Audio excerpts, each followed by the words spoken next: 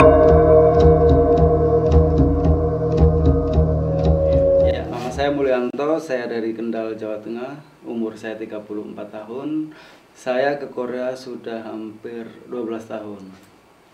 Itu selama 4 kali pemberangkatan. Yang pertama tahun 99, bulan 9, tanggal 9, keramat itu. Katanya waktu itu kalau yang sukses-sukses, kalau yang gagal-gagal. Nah, aku bagian dari yang sukses. Sukses di Korea, maksudnya betah di Korea. Sebenarnya saya berminat ke Korea itu pada tahun 98.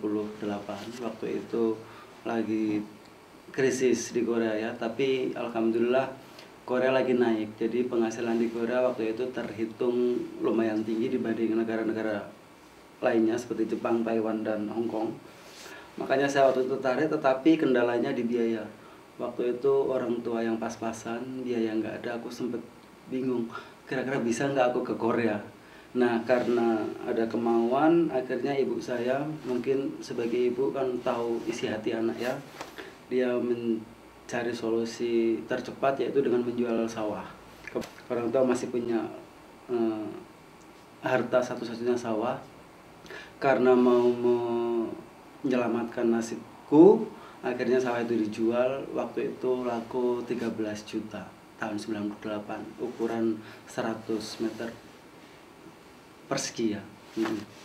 Dijual 13 juta dan waktu itu biaya ke Korea 9 juta.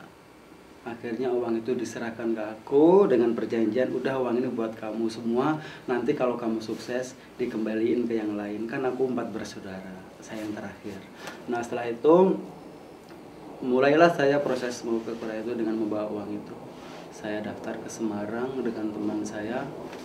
Setelah daftar, kita ikuti proses yang ada. Ternyata, oh maaf, bukan di Semarang, di Solo waktu itu. PT Akaringa Utama. Itu sangat bersejarah sekali buat aku.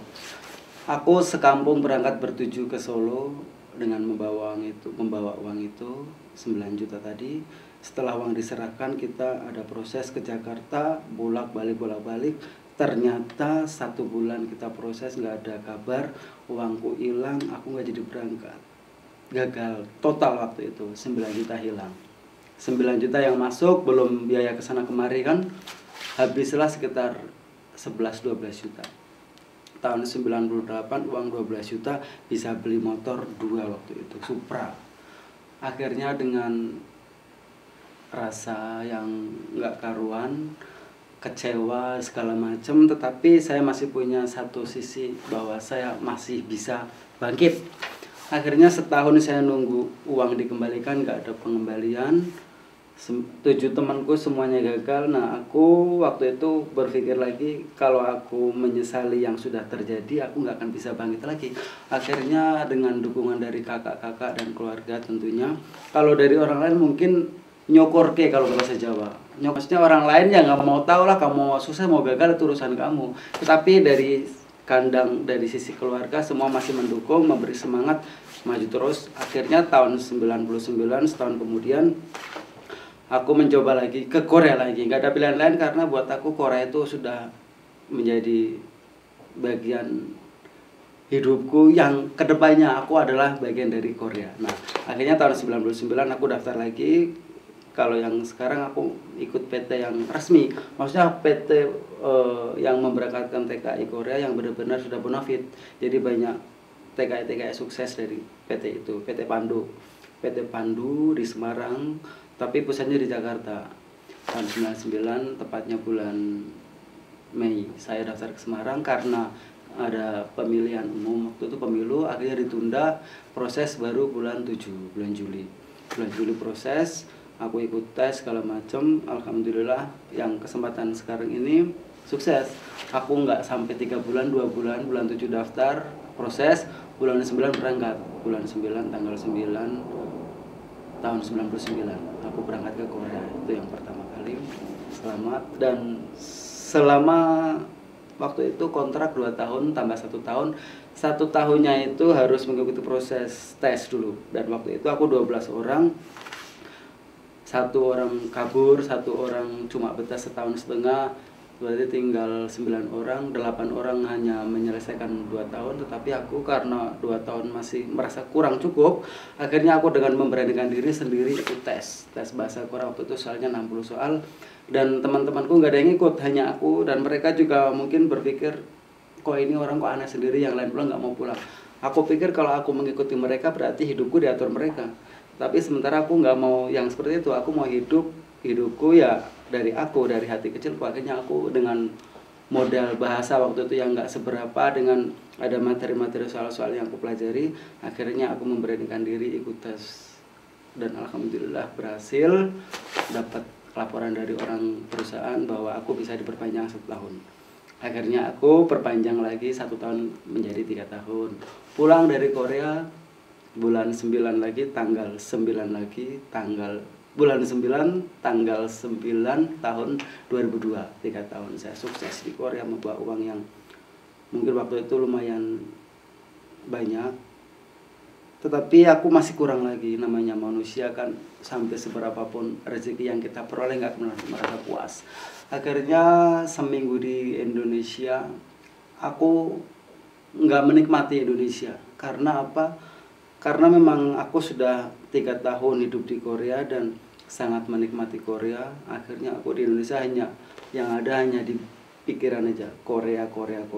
Indonesia itu sudah buat aku semu, nggak bisa menikmati Indonesia. Akhirnya 1 minggu di Indonesia, aku berencana mengambil jaminan ijazah di PT Pandu Jakarta, tetapi yang terjadi bukan mengambil ijazah, tetapi aku memperpanjang lagi. Akhirnya ada tawaran, saya pengen ke Korea lagi, diterima dari pihak PT Pandu, mengiyakan. Akhirnya hari itu juga aku bukannya mengambil ijazah, tetapi mengikuti proses untuk berangkat ke Korea lagi.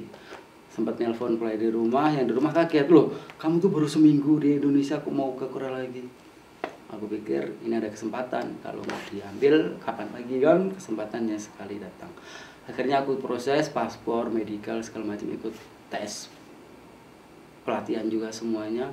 Nah waktu itu kan kebetulan peraturan yang ada bahwa TKI Korea ke Korea tidak boleh ex Korea, maksudnya ke Korea hanya sekali, ex Korea dilarang ke Korea.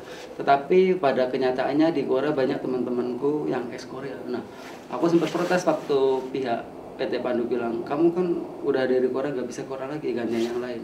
Aku bilang, loh Bu, teman-teman saya di sana banyak yang ex Korea Bu. Terus akhirnya dia ngasih kode, jangan bilang-bilang. Saya ditarik, dibawa ke meja kantor dia.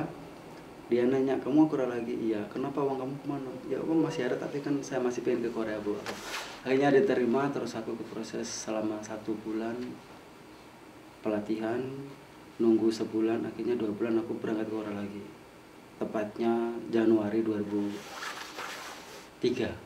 Berarti cuma di Indonesia cuma 3 bulan. Aku berangkat lagi, ketemu teman-teman lagi, kaget mereka, loh kamu bukannya udah pulang?